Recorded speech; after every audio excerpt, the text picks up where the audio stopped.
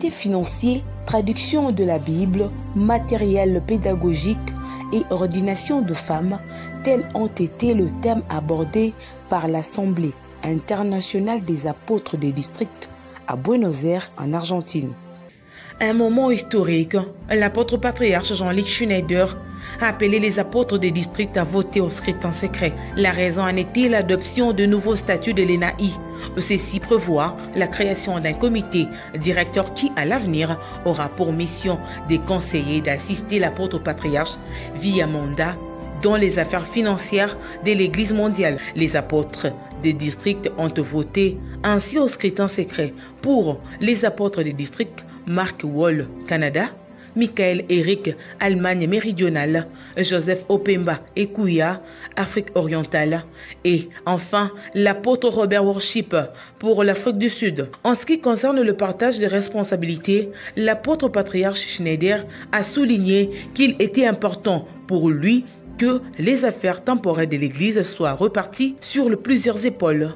Son souhait est que les nouveaux membres du comité directeur assument une part de responsabilité et offrent leur expertise dans les questions financières. Je suis très reconnaissant de cette décision, a avoué l'apôtre patriarche à l'issue du scrutin. Cela le préoccupait depuis longtemps déjà. Il souhaitait partager avec un comité directeur élu sa direction de l'Église liée à son ordination comme apôtre patriarche, notamment pour les questions d'ordre financier. Ici, les 4 membres du comité directeur ont été élus pour 4 ans et sont rééligibles une fois. Parmi leurs tâches spéciales figurent la définition de la stratégie financière et de la stratégie d'investissement de l'ENAI ainsi que l'approbation du budget annuel.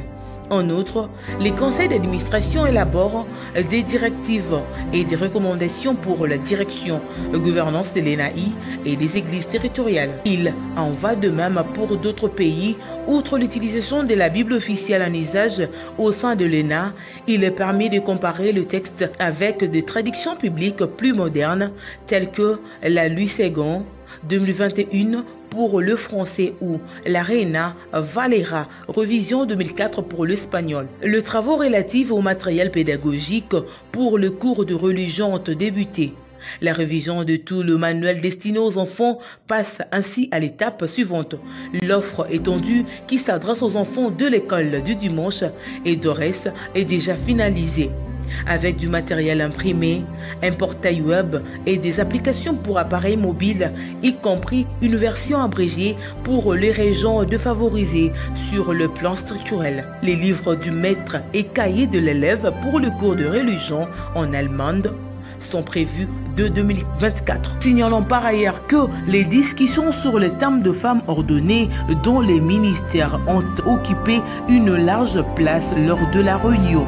Le débat et fond se poursuit sur la voie du processus décisionnel tracé par l'apôtre patriarche Jean-Luc Schneider. Les décisions concrètes ne seront rendues publiques que lorsque tous les aspects théologiques pertinents auront été traités. Lors de la dernière consultation sur ce sujet, le responsable international de l'Église avait déjà été très clair. Quelle que soit l'issue des délibérations, le sujet est trop important pour être traité à la hâte en tenant compte uniquement de tendances sociétales.